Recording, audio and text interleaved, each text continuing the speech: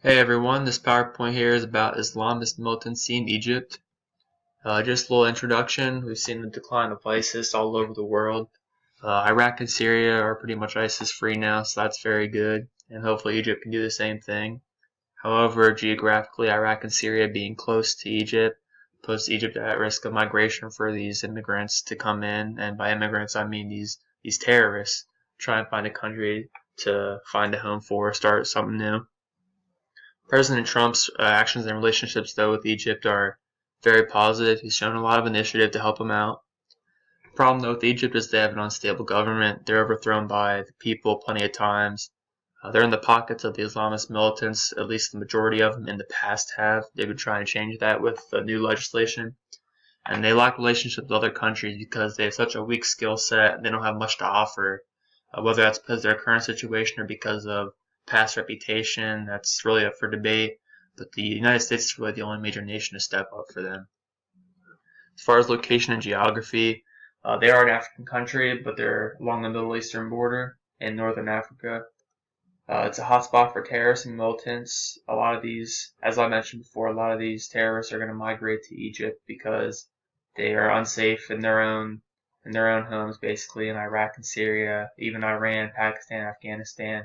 Those countries are really starting to buckle down on the terrorists, but now Egypt is struggling to do that, so they're going to try and use that area as a last resort for their groups. Egypt is influenced heavily by these decisions that the countries are making around them, and that's not a good thing because the countries that I mentioned are not very good and they have bad intentions.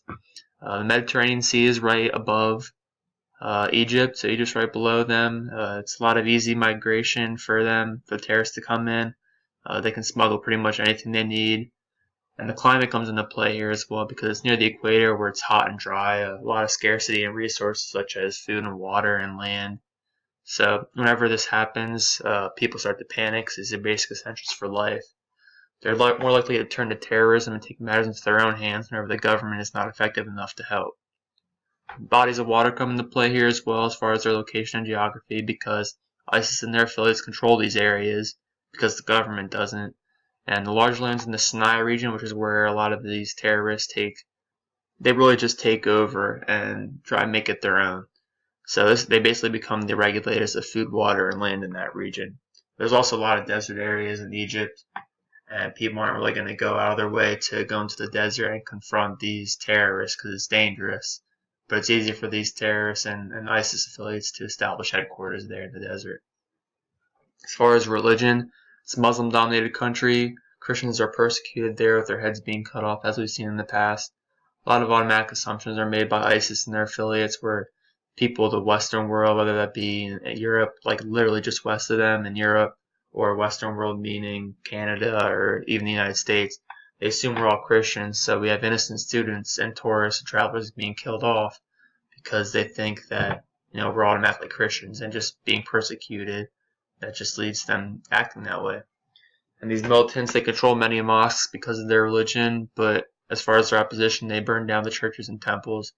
And it's really hard to practice your faith explicitly there because you don't have a lot of discretion when it comes to that. As far as brief history and background, there's a lot of terrorist attacks that have happened in Egypt recently. Planes have been shot down. Its area has been attacked. Chemical and biological warfare has taken place, and plenty of assassination attempts have taken place as well. There's unstable legislation there, as I've talked about briefly. As you can see here, a lot of presidents have gone through their rotations there. Assassinations haven't really helped. Citizens have more power than the government. And President al-Sisi, he's really the first one to take real action, so hopefully this works out for them. Major figures, ISIS, obviously, President al-Sisi and the Egyptian military. ISIS was responsible for that plane crash. That was actually a Russian plane in the Sinai province. Al-Sisi has been working to create a network with all these potential allies, such as the United States and Russia with Vladimir Putin. There's been public declarations to combat terrorism, so he's really being proactive about it, and the people are seeing that finally. But the military, just like any military, needs to be properly equipped and trained with the necessary skill set to take on this battle. A lot of the sources of conflict come from poor government, things like decision making, corruption, like I talked about, lack of support from the people, lack of tenure as far as the government, and people rely on these terrorist organizations more than the government, and that's really just not a good situation for anybody. A lack of resources doesn't help because of the location and climate, and Muslim oppression is another one because people in these ISIS groups and affiliates tend to push back harder because they feel oppressed against in some situations, and they have a bad reputation for things they've done in the past, such as 9/11. And at the root of all things, ISIS is just pure evil. Some of the conceptual causes, and this is stuff that we learned in class, is civilization being one of them, being that culture and religious identities affect our way of lives. And it's really a primary cause of conflict that if you look at basically all the conflicts that have happened, this has come up at some point, and in most cases it's been the primary and first thing to come up. And it's just a misunderstanding a lot of times between the oppositions. And we see this with the struggle between Christians and Muslims and the American culture, the Middle Eastern culture, just a lot of misconceptions and perceptions, stereotypes, prejudices, and biases. It's just a weak relationship there. In globalization, ISIS has really taken over presence around the world before their recent decline, but they're definitely still there. And they've survived this long because of thorough planning and execution, and they recruit vulnerable people, and it's basically just take advantage of them to benefit themselves, and people are willing to give their lives away to help this terrorist group. But it's not just necessarily that, it's for people who aren't in the best of situations, and they come in thinking that this will really help their situation with their family, for example. So people will come in, and these terrorist organizations will provide for their families in exchange for their services because they can't rely on the government to provide for their families, as I previously discussed. So they really just have a strong foundation of building networks there. In modernization, Egypt has lacked progression there as far as adaptation and evolution. So these Islamist militants are really just waiting for the right time, and Egypt is the perfect target for this to take place or for them to reside in.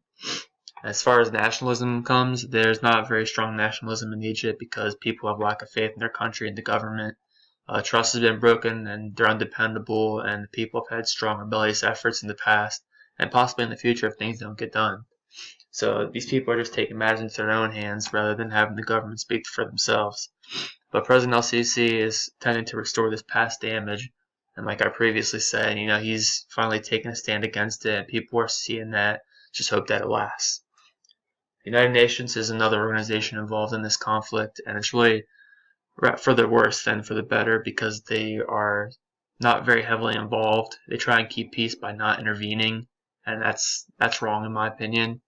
And the Security Council and the meetings that they have are really more for show and a sign of unity amongst the countries and members around the world. And people are afraid, in my opinion, countries are afraid to act against their wishes because they might be banded or something. But we have these prominent 5 members. Russia and the United States are included, and the P5 members are basically members that are always going to be part of the Security Council. They cannot be voted out. But Russia and the United States, in some cases, they have similar relationships with Egypt, but they also have conflicting relationships because Russia always has another agenda, and obviously we have another agenda as well. So 2 big countries that are always conflicting with each other, it seems, it can hinder the decision making heavily. My recommendations are refer to the approaches to Syria and Iraq to solve the situation in Egypt because it worked for them. So it won't help to take a page out of their book because they are now pretty much ISIS free. And Egypt would obviously benefit from being ISIS free as well as the rest of the world. So we can do this by building a relationship with them. So Egypt builds a relationship with Trump and other powerful leaders, especially Vladimir Putin, because those 2 countries have heavy resources, but also you don't want to be on the bad side of Russia or any other countries that are that powerful. Invest in more military training and military aid from allies. The United States has offered to come over and train them, provide them with necessary resources. So they need to accept that, and because it'll only help them in this situation. They need to hold tenure in government and avoid rapid change and keep the people at ease for now, because these people they're just such a lack of consistency in the government. They need to get used to something and have something be for normal for once. The Sinai region in the northeast Egypt is densely populated with the militants. What they could do is take all these people that are migrating in, like the terrorists, and even people in the rest of Egypt, try and get them into one location and really just trap them and take care of them the way they think is necessary, because it's really only one area of Egypt that is really the problem, but it's such a big area. And the problem here is, as I mentioned in this PowerPoint, It's a lack of element of surprise. They expect this to happen pretty much any day, and they have necessary people and resources to combat this. So we really have to take the battle to them, which is really in the terrorists' advantage. But basically, the final thing here is just give them all they have and do not give up, because the other countries did not give up. We didn't give up, and we're all making progress against these Islamist militants because there's no need for them in the world. So that pretty much wraps up everything. Thank you all for watching, and I hope you guys enjoy your break.